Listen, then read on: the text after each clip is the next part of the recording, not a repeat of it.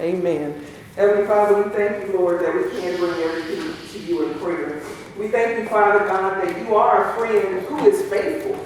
You are a friend who we can count on in spite of, just period. In spite of it all, in spite of our jobs, in spite of our marriages, in spite of our children, in spite of our health, in spite of our finances, in spite of it all, we can come to you in prayer. You are the most faithful friend we could ever ask for, Father God. When we think of all the things that we want, you still say, it's stuff out that you haven't even thought of. So God, we thank you for loving us. We thank you for watching over us. We thank you for keeping us. We pray that you were pleased by the songs that we sang into your name. Lord, as we just stop to think that because you live, we can face tomorrow. That all fear, not some fear, not financial fear, not health fear, but all fear is gone. Amen. Because you have deemed yourself more faithful than anyone or anything. God, we just thank you for being you, and thank you for loving us in spite of. We give you glory, honor, and praise, Lord, your presence, and you are forever welcome in this place. Saturate us with your word, Father God. Let us know without a shadow of a doubt that we have heard from you. Let none of us walk out of this door the same way that we walked in. Bless those who have a desire to be with us this morning but are physically unable to do so. Bless those, Father, who watch us through social media. Lord, I pray that they too get what they need out of this message. And we'll be careful to give you all the glory, all the honor, and all the praise. And the saints of God said, amen, amen, and amen. So we are continuing our series on 2020 vision.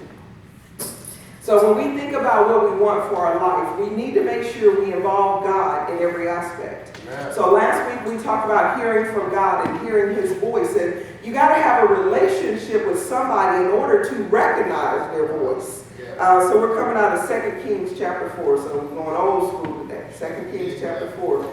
And so we were understanding with Elijah that even though he had a moment of despair, he had a moment of depression, was even suicidal, he said, Lord, take my life. And then he went into a bit of a pity party, and God let him go on with, I'm the only one who still loves you, I'm the only one who serves you. And God says, here's your mission. I need you to go and anoint these next 3 people. And he said, and by the way, I got 7,000 other prophets. Please don't think you're the only one I got. Amen. I just chose you. Last night at the ordination, the pastor preached, you are gracefully chosen. And sometimes we need to remember, God could have picked anybody, but he picked you. Amen. You are gracefully chosen by God. 2 Kings chapter 4. And so last week, one of the people who Elijah had to anoint was Elisha, his successor. And that's who we're going to talk about today. So we're going to talk about one of the miracles that Elisha had the opportunity to participate in, because we understand that when miracles take place, God is just using us as the vessel. It's not the power that resides in us, but it is the power of God. Amen. Amen. So 2 Kings chapter 4, we're reading verses 1 through 7. Please stand as we give honor to the Lord. So one thing I will say, what I said last week, I just want to hone it in. Depression is real. So if you are truly suffering from depression, seek professional help. But if it's a pity party, there's a difference. If it's a pity party, cry, feel sorry for yourself, and then get up and go to work. Amen. Amen. So 2 Kings chapter 4, verses 1 through 7, the word of God says, Now there cried a certain woman of the wives of the sons of prophets unto Elisha, saying, Thy servant my husband is dead, and thou knowest that thy servant did fear the Lord, and the creditor is come to take unto him my 2 sons to be bondmen. And Elisha said unto her, What shall I do for thee? Tell me, what hast thou in the house?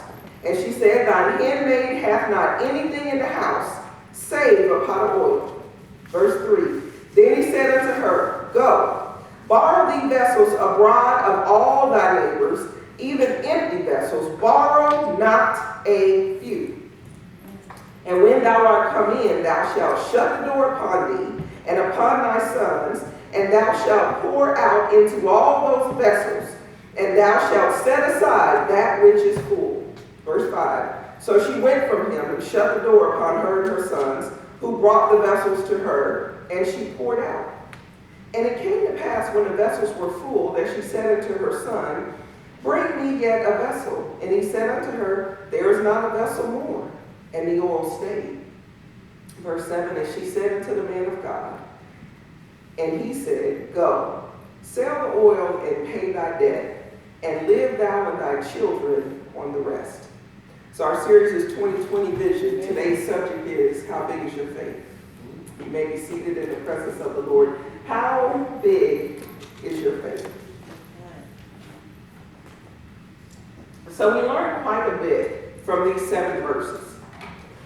So one, here we see the widow, but we see that this widow didn't have just any old husband, but her husband was a prophet. He served Elisha, and then she said, and he feared the Lord. So he wasn't serving on the outside, but he feared the Lord on the inside. And here's the importance of having a saved spouse, is that she too then feared the Lord. So when she had a problem, she went to the man of God. That's the difference between us and the world. The world cries, oh my gosh, it's all over. Or the world turns to alcohol. The world turns to drugs. The world turns to all of these things, trying to solve their need when they never turn to the Lord. That's what separates us from the world. We should not respond to our problems the same way that the world does. We're going to come across the same problems. We're going to deal with death. We're going to deal with financial problems. We're going to deal with problems in the home, your children, your spouse, whatever it may be. But we don't respond the same way because we're supposed to be people of faith. Right. And children of faith don't respond out of fear. Right. Amen. Amen.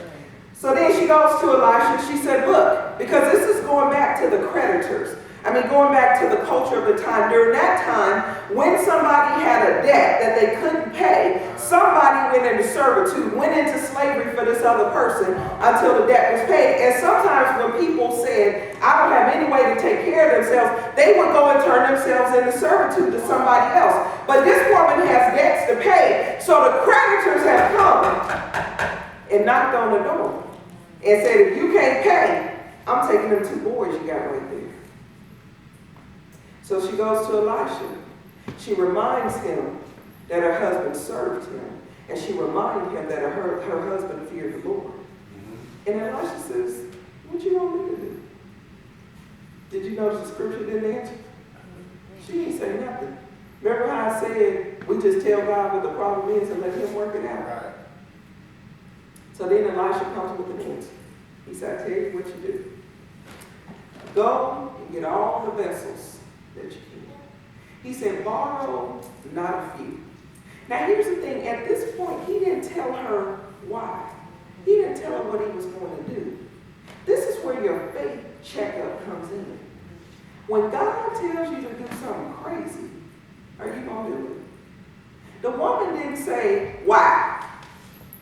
Why do you want me to go borrow vessels? She didn't say, if I go knock on my neighbor's door and ask to borrow something, they don't know I got a financial problem. Because I'm going to tell you, pride blocks the faith every single time. When we get too prideful, we're telling God, I'm not going to let you fix my problem because everybody going to know I got a problem. Pride messes us up, saints. What does it say? Pride comes before destruction. Every time. But she didn't allow her pride to get in the way. She also didn't ask him more questions. And I'd love to say that I do that to God every time. I'd love to say that I just do whatever he asks me to do. I don't ask him any questions. I don't think, God, this is crazy. I ain't really feeling this. I would love to say I did just like this widow woman and did what he said to do. I'm working on me. I can be honest and say I dropped the ball sometimes. I've been like, okay, God, for real though. I don't see how this is going to work out. I don't see how it matters. Because all he told her to do was go and borrow vessels. He said, borrow not a few. Meaning go and get as many as you can. And he said, and then when you do, go in your house and pour the oil. Okay, so here comes back to the reality part. So I told you all I had was a pot of James means except. She said, I have nothing except a pot of oil. But what is only with us is a lot with God. Do y'all remember when Moses was standing at the Red Sea? And Moses is saying, what you want me to do? Pharaoh's coming and here go the Red Sea. You the one told me leave these folks out of Egypt. What you want me to do? And God said, what's in your hand? With nothing in his hand but a staff. God said, stretch forth your hand. So what looks like nothing to us, God can take it and use it. Say, he said, stretch forth your hand. And because Moses had faith that God was going to do something miraculous, he stretched forth his hand and the wind came and separated the sea. So what happened with this widow woman? So here go my oil. So he told her, he said, get all the vessels that you can. So it was just kind of like this. It was, she said, okay, let me get these. Hold up. Did y'all go by the Staples house? Oh, Mama, let me go over there and get them vessels. Okay. Get them vessels in. And wait a minute, did you go by the Williams house? Go over there and ask them for some vessels too. And so they said, okay, Mama, we going to get those. He said, oh, wait, hold up. Go by the Bear's house and get their vessels in. And so he went by and he said, wait a minute, did you go by the Cooper's? Go by the Cooper's house. So then he said, okay, we get them. And then she said, is that all of them? Is that all? He said, Mama, we ain't got no more. So what did she do? She started pouring.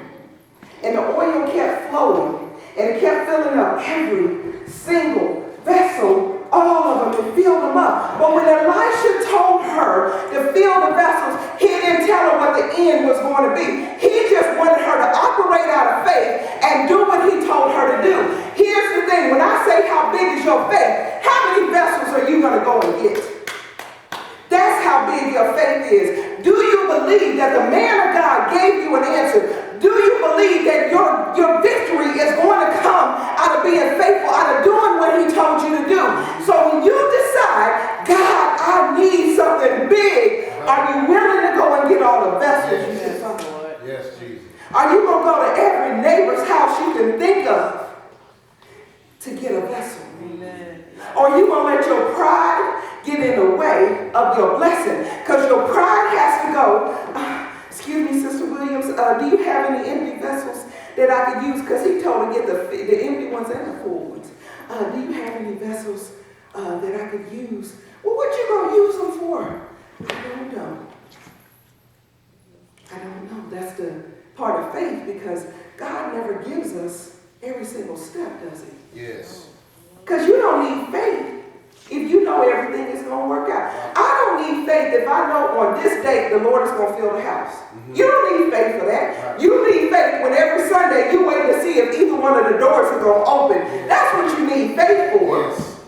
You don't need faith if you can figure it all out. If you live in a house and you know you got money to pay electricity and you got money to buy food, you don't wonder if you're going to have something to eat in the morning. You don't wonder if you got somewhere to lay your head down at night, right? But when you homeless on the street and the weather starts to get bad and you saying, I'm praying I can get somewhere to lay my head, I'm praying I can get some food, that's faith. Yes. When you can't figure it out in your own mind. The faith part was, he just said, go and borrow vessels and borrow not a few. And her little bit of pot of oil. That's all she said. She said, I ain't got nothing, man of God, nothing but a pot of oil.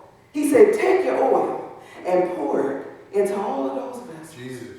So now here she is. She got all of us. She asked her sons, okay, bring me some more. He said, Mama, we don't have any more. She goes back to the man of God. And she stands before him and let him know, I did what you told me to do. How many of us saints can stand before God and say, I did what you told me to do? I didn't do it my way, God. I did it your way. Because the faith says God's way, even if it's crazy, is better than mine. Amen. God's way is going to be prosperous, not just for me, but for others. Amen. Because here's the thing. When Elisha told her to go get all the vessels, he said, and shut the door.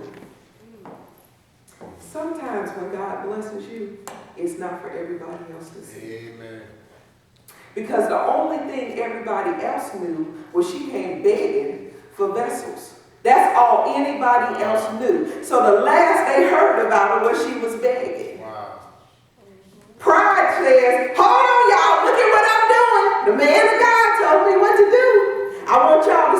said, I don't want y'all to think I'm still begging. I don't want y'all to still think I'm still doing bad. That's the pride part that I don't want folks to know I'm still, y'all remember Harry Hippie, while you're sleeping on the ground. I don't want everybody to know I'm still Harry Hippie. I need everybody to know I done got up. But he said, no, when you get in there, shut the door. So this miracle was for her and her 2 sons. But here's how God is. He might bless you in the dark for your faith, but everybody else is going to know. Because now he said, go and take all of that oil and sell it. Pay off your creditors. That's a huge note for everybody. Amen. Don't be ducking and diving. Pay what you owe. Right. He said, and then you and your sons live off the rest. Amen. Now everybody can know about your miracle. Now everybody can know how God blessed you. Yes. But not until you act out of obedience. Not until you prove how big your faith is. Amen. Not until you do what the Lord called you to do. That's when we get our rewards. Amen. It's then. Mm-hmm. So can you imagine? So here's this woman, and she's got these 2 young boys. So for the rest of their lives, they get to tell this story. Yes. For the rest of their lives, they know how good God is. They knew they were getting ready to be sold into slavery. They knew their mama couldn't do nothing to help them. But they remembered that their mama went to the man of God. Amen. Amen. And then they remembered going and knocking on the door. Excuse me, Sister Williams, my mama want to know, can she borrow some vessels? You get a baby. They're not going to forget that. Mm-hmm. And that's the point, saints, that we have to trust God. Because this woman didn't know what God was going to tell her to do. Because like God used Elisha, he's a prophet. She didn't know how he was going to do it. But this is the part, again, when we talk about the parts of prayer. So remember when the people were wandering in the wilderness and all they said was, we hungry? And God dropped manna from the sky. Remember when they said, we tired of eating this bread, we want some meat? Right. And he brought a wind and brought in on the quail. None of them told God how to bless them. All they did was tell him the problem. Amen. Remember the first miracle that Jesus performed? His mother went to him and she said, there's no wine. Jesus said, what does this got to do with me? Right. She didn't argue with him. Right. She told the servants, do whatever he tell you to do, and she left. Amen. She gave her problem to Jesus. Amen. And she went on about her business. Amen. What did this widow woman do? She came to Elisha and said, my husband was faithful to you. He feared the Lord. They tried to take my sons in the servitude for because we owe money. And she shut up. Amen. So this is what God kept telling me. Stop telling me how to bless you. Amen. Remember I shared that with y'all last year? Stop telling God how to bless you. Because here's the thing. If that woman knew that all she had to do was keep pouring oil, she would have never gone to Elisha. Right. That's right. But she needed something to be done that had never been done before. That's right. When Jesus turned water into wine, he did something that had never been done before. When God sent the quail in, he did something that had never been done before. When he told Moses to stretch forth his hand and he parted the Red Sea, he did something that had never been done before. So why is it, saints, that our faith is limited God when we tell him how to bless us? When we tell him what to do, he said, I got stuff to do that you ain't never even thought of. Yes. You've never even seen. And so that's the part that we have to remember. That's the stuff I'm excited about. Amen. Because God is still performing miracles. Amen. It didn't stop in biblical times. Mm-hmm. He's the same God. Yes. He didn't say, I don't do that no more. Amen. He said, I'm still the same faithful God. When he said, pray to me back then, he still means pray to me now. When he said, trust me back then, he meant trust me now.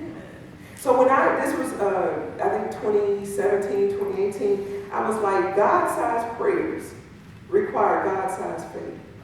So if you're praying for big, miraculous things, you got to have big, miraculous faith. Amen. We know that God can do it, but do you believe that he can? So here's the thing, everybody always tells me, so I'm 47, never been married, no kid. Oh, that's a wrap, that ain't gonna never happen. Maybe not in your eyes. Right. Maybe not in your time. Right.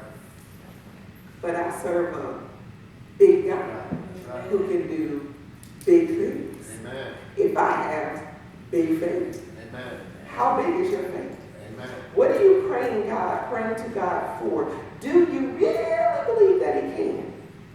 Amen. Do you believe that he will? Yes, he can. Yes.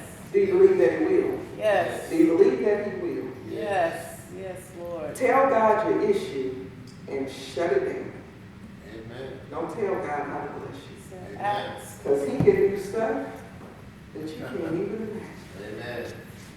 I love this story because if you remember Elijah, who we talked about last week, and Elisha told Elijah before he left, he said, I want double your anointing. Now, I remember when I first heard, I said, that's really kind of arrogant. Because Elijah was a mighty man of God, and you're going to bring yourself here and say, I want double what you got. But he wasn't saying it so he could get the glory. He was saying it so he could be a blessing to more people. Right. Our faith is meant to bless other people. Yes. It's not meant to just bless us. Because how many people did they borrow vessels from that they now can say, I'm returning your vessel. You can keep the oil that's in it, and let me tell you what happened. Amen. So now that person is blessed. Now that person heard that testimony. Testimony should never end with biblical times. We should still be telling testimonies. We should still be letting everybody know how good God is. That's why I share some of the rotten things that I go through and sometimes of how I'm feeling, because one, I want other people to know you're human too. Yes. That when you have your pity parties, guess what? So do pastors. Yes.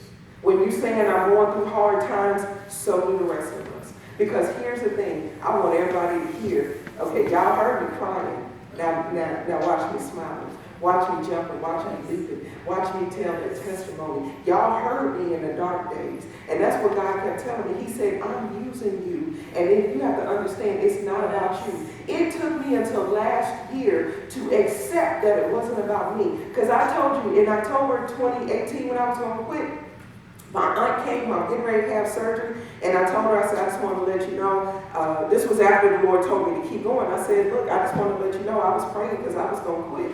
She said, what about us? You know what I said? Y'all got churches. Now, how arrogant is that, right? My thing was, ain't my problem. Because I'm worried about me.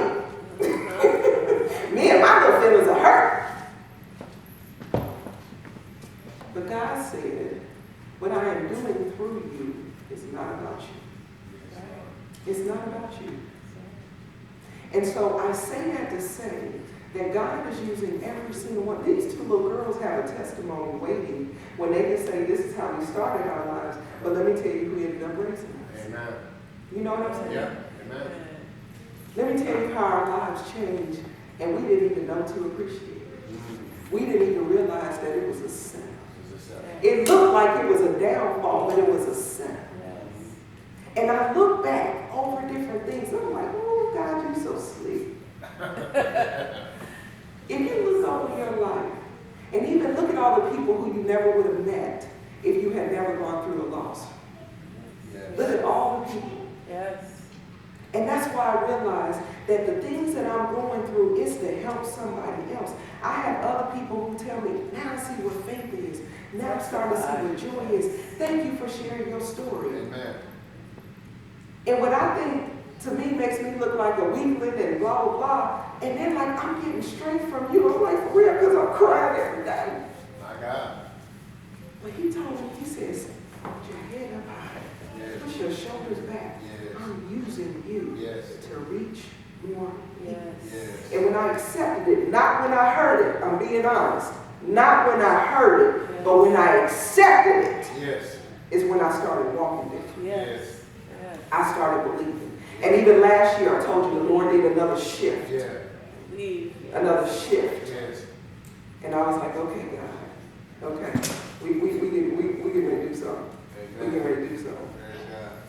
I'm starting a new class. It starts tomorrow, technically. Last week, I looked at the syllabus. And I said, oh my gosh, I got so overwhelmed because it's so much reading, and so much work, and so much writing. And I was like, God, there's no way I can do this, blah, blah, blah. And I was like, I'm not a person with a lot of anxiety, but my anxiety level really went up. And God said, hold up, bro. You forgot about me. Right. And I really had to pray. It was in the morning, I looked at it, and I was really praying. I had to keep praying and remind me, I can do all things through Christ who strengthens me. God, you knew this syllabus was coming. Right. You knew all this stuff was on there. Right. Lord, help me to observe it. Because here's the thing, I still want to give you and give my all. Right. I want to show up on Wednesday night and give my all. Now, okay, y'all, we got to hurry up because I got homework to do and blah, blah, blah. No. Believing that the Lord will give you time, will give you ability. Amen. How big is your faith? Let me give y'all points so we get out your way.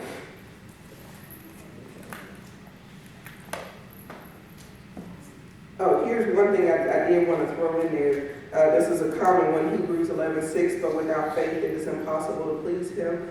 For he that cometh to God must believe that he is, and that he is a rewarder of them who diligently seek him. So if you remember, the widow woman comes, and she believed that God through Elisha was going to answer her. So right here it says, but without faith it's impossible to please him. He that come to God must believe that he is. So she believed that Elisha could give an answer to her prayer. And then it says he's a rewarder of those who diligently seek him. Reminder, she said, my husband faithfully served you. He was one of your prophets.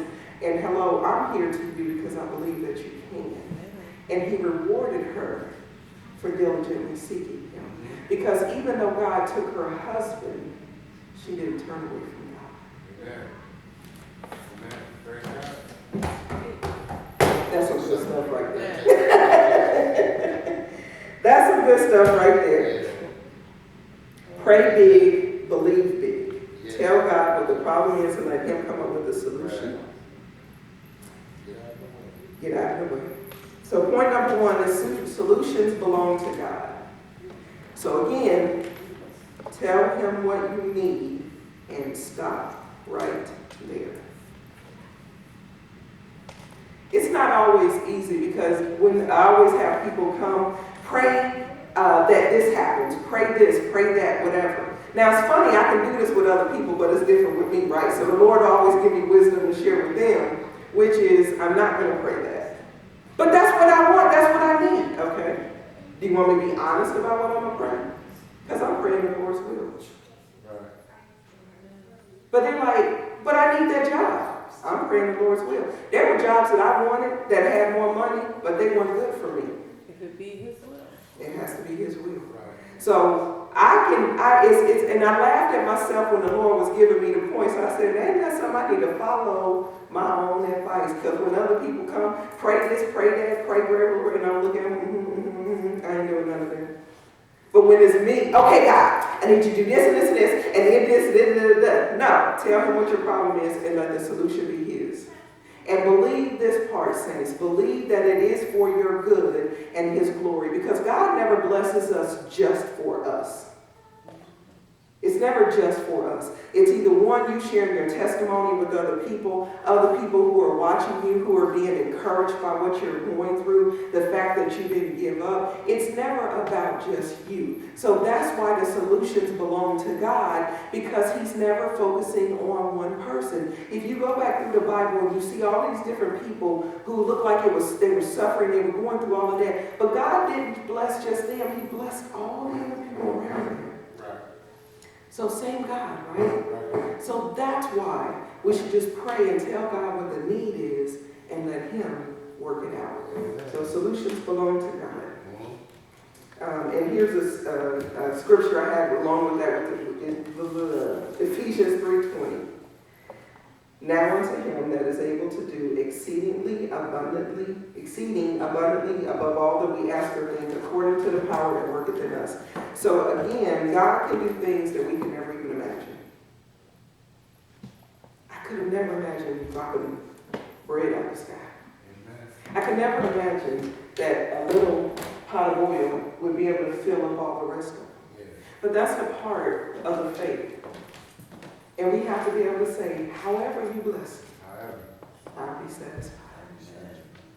Point number 2, don't suffer in silence. This is a big one because this goes back to the pride thing. If the widow was too embarrassed to go to her neighbors and ask for what she needed, she never would have gotten all the vessels that she needed. Because if she went and got 1 or 2 vessels, It may not have even been enough to pay off the creditors.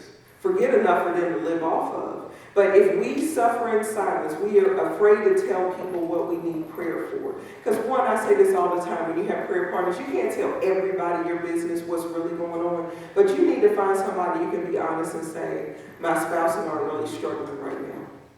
We're having problems in our marriage. Or I'm really having a hard time paying my bills. Or I'm going to be honest, I'm really suffering with depression. Or I'm really having a hard time with such and such. You can't tell everybody that, but you need to find somebody who you can go and say what's going on with you. And then we can't let pride get in the way, because she would have blocked her own blessings if she didn't borrow as many vessels as she could. And so Sister Charlie has said to me, she said, I always think about what you said, that you didn't die from embarrassment. Because our second church anniversary, no members from the church came. Everybody else was from another church. I don't even have the words to explain how embarrassing that was. But I stood right there and I told everybody, I'm going to be honest, the only person from Covenant Believers Community Church here today is me. And I said, I'm embarrassed. I wish the Holt would open up and sink me and suck me on in. But it's not going to happen. So let's go on and have a good time in the Lord. And we did. And I promise you, I kept waiting. I kept looking. And I was like, seriously, on our anniversary, y'all going to let me down on our anniversary? But I didn't die. And here's the other thing. I didn't get the opportunity to suffer in silence. Do you know how many people were there that day? And I was like, oh my gosh. And I know all of my haters are sitting back and rejoicing because they're still going, looking at your pictures, don't look like the church is full. I know they are. I don't have the opportunity to suffer in silence on any of this. But I just had to throw my shoulders back and hold my head up high and say, God, I know you're using me. And so that's the part of the suffering in silence is glory. It can be debilitating. Right. And when you get alone with your thoughts, the enemy is going to show up every time. Yeah. He's going to show up every time. He's going to tell you you're a failure. He's going to tell you you're a loser. He's going to say, I told you so. That's why you shouldn't believe in God. He's going to tell you every negative thing that you can. And that's why you should not suffer in silence. Because it's one thing to tell God, but sometimes you need to go where you can physically look at somebody, physically hold hands with somebody, pray for me. Now, some of my prayer party, y'all been on a prayer call, they don't live in these states. But I have some people I can be honest with, and they don't judge me. And I can say, I'm struggling. But even through all of that in 2018, when nobody was here, God kept blessing me with messages for Sunday and Wednesday series over there. So it's like, shut up. God is still doing something. Get over yourself. Get out your pity party and go on and do what he said do. I'm using you. But I have some strong men and women around me who I can be honest and who prayed for me. Not against me, but for me. And that's why you can't suffer in silence. You got to find somebody who said, I got your back. Amen. I'm your intercessor. I'm between you and God, and I'm praying for your good. Amen. Don't suffer in silence. Point number 3. How big is your faith? How big is your faith? How much do you really trust God? Not just with your mouth. Because faith without works is dead, right? We got to put some feet to that faith. So you can't just say, I trust God, but you don't do what he told you to do. You can't say, God, I don't understand it, so I ain't going to do it. You got to say, is this quote from Martin Luther King? He said, faith is taking a step when you can't see the stair.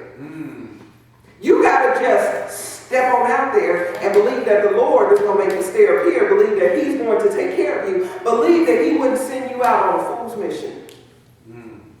Noah took him 150 years to build the ark. How much did they talk about him? Talk about him like a low down, all that food. Oh my God, whatever. A flood. What is rain? What are you talking about? Right. But God didn't send him on a fool's errand either. And he's not going to send us on one. So you have to be willing to build an ark when nobody's even heard of a flood. You have to be willing to go and borrow all the vessels that you can, believing that God is going to fill them like he said that he would. You have to believe that you can stretch forth your hand when you don't even know why in the world you're doing it. God, this is dumb, but I'm going to do it anyway. Right. And then we will see God come through. But not until we do our part. So here's my thing. I want all of us to pray big, believe big, because we serve a big God. He spoke and the world came into existence. When I keep thinking about that, he just spoke. He just spoke. What did he say? We have power that lies in our tongue. He gave us power and authority. How big is your faith? Because I'm going to be honest, I told you I have shifted, I have changed. I'm asking y'all to go with me. You can stay behind if you want to, but I promise I'm going to leave you behind. I'm going to bigger and better things, and the Lord has told me to take as many folks with me as I can. So go with me if you can, because I'm telling you, God has already used me to do some seriously crazy stuff, but he was like, it's not over.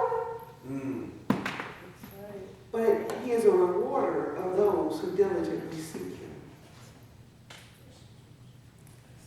You wouldn't be here if you didn't trust him. Unto every man is given a measure of faith, Romans 12:3. So we're born with a measure of faith. But here's the thing, we can't stay as a mustard seed. What was revival? Mustard seed faith, right? So you can't stay as a mustard seed. Your job is to continue to grow, because the rest of the scripture says that you grow into a tree with branches that supports others. Right. So our faith is never meant for just us. You're supposed to grow up to help other people. Get you some roots so when the wind and the rain come, you don't fall over and die.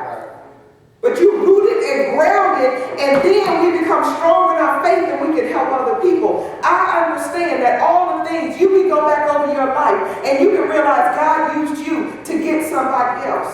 One of my bosses at work, her mother went through cancer. She's now cancer-free, and praise God for that. Her daughter, who was unsaved, started praying, was coming to me, telling me what was going on. And I guarantee you, her mother would say, it was worth what I went through if my daughter gets saved.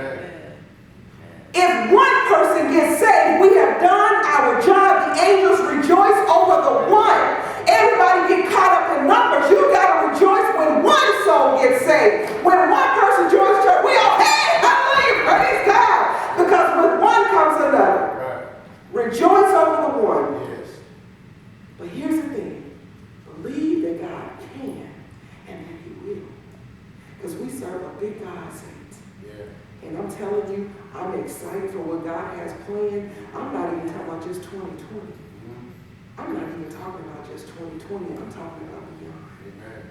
I think of all the things that he's shown me, all the things he said he's going to use me to do. I'm not worthy, but I'm grateful. Amen.